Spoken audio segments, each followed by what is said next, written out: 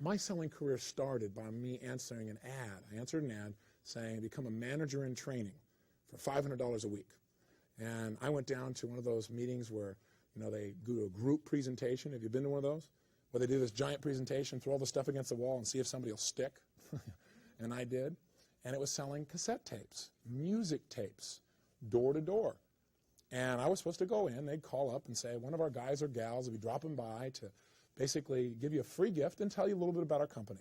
What kind of music do you like? Do you like country, western, pop, or rock? It was a pretty good close. Notice they controlled the focus of this person. They did not call and say, do you want to buy? They called and said, we'll be dropping by to give you a gift, which is called inducing what? Reciprocation. And two, they said immediately, not do you want us to come out, but what kind of music do you like? By the way, we were not bringing out any form of music. We were bringing out a little gift certificate that said they could get one free portrait at a local photography studio. And that guy, when they came in, would give a free photograph, and then, of course, they owed him now some reciprocation, and they ended up buying all kinds of pictures. It was one interesting deal. And so I went in there, and I watched this thing, and I got excited about the product. And they had the largest catalog in the world of music. Anything that had ever been recorded was on cassette tapes, all the way back to the 20s and 30s, and all the way up to today.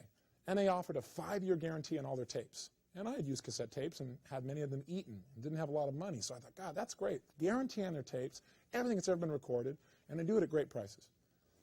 What I didn't realize was the whole game at the time, but they taught me a sales presentation that would close anyone.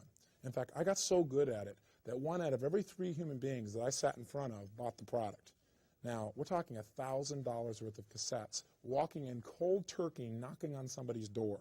And all they've been told is they're going to get a free gift.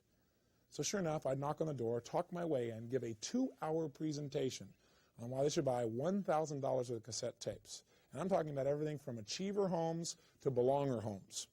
And so sure enough, I'm inside this place, and I'm trying to market and sell this thing. And what do? My sales presentation consisted of doing units of conviction. What would I do?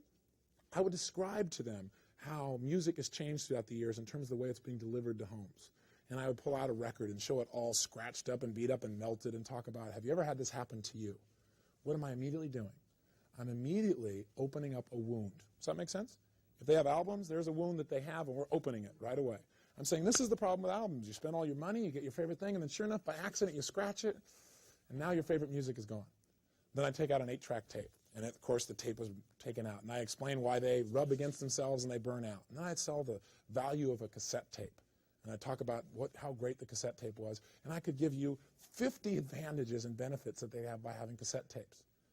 Next step of my presentation was this. And think about all the elements you've learned and see the brilliance in the person who designed this. Not necessarily my style or what I would market now, but the brilliance of the design is pretty incredible.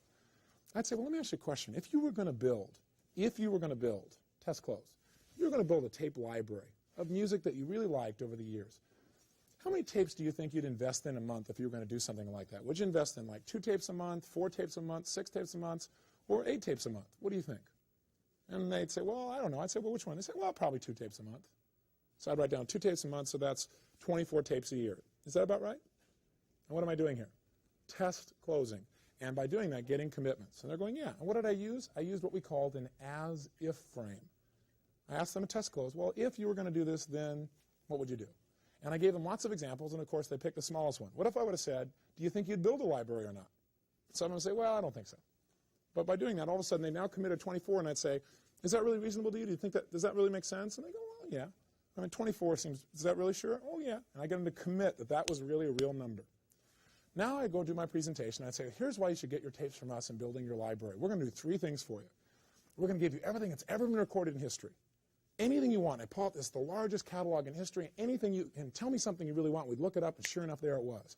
Bango. They're getting benefit, pleasure. They can get whatever they want. Get it to you, delivered directly to you. You don't have to go to a music store. Second thing we're going to do is going to guarantee your tapes for 5 years. Nobody else is going to do that, as you know. It's always thrown away. And I go through this whole presentation. I come down to the close, and my close was like this. So I'd say, so if we did all those things for you, would you give us your music business? And they'd say, well, I guess so, but, you know, I said, great. And I start to sign them up, and they go, whoa, wait a second.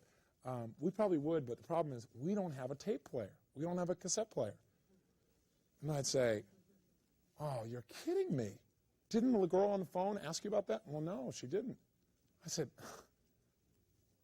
do you see the benefits in cassettes? And they say, oh, yeah, I see the benefits.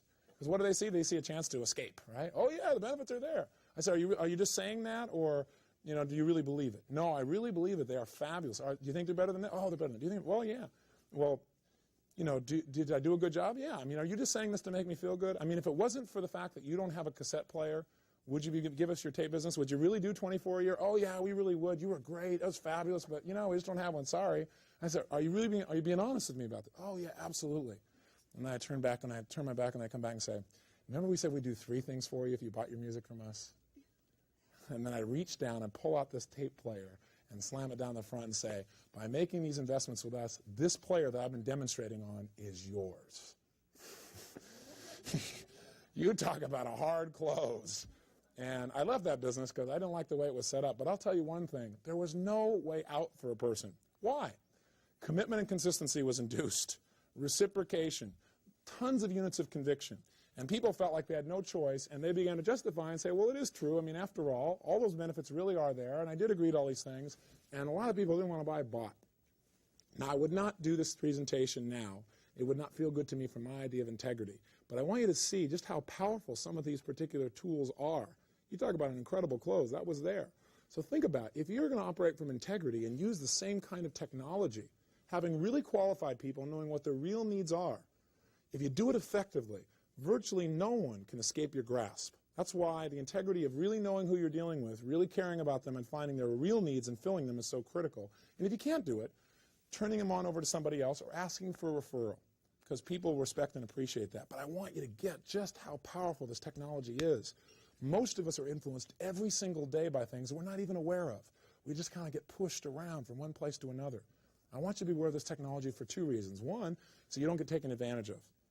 And 2, so you can make a difference in other people's lives, not take advantage, but systematically assist someone in breaking through their fears. We're talking about some real power here.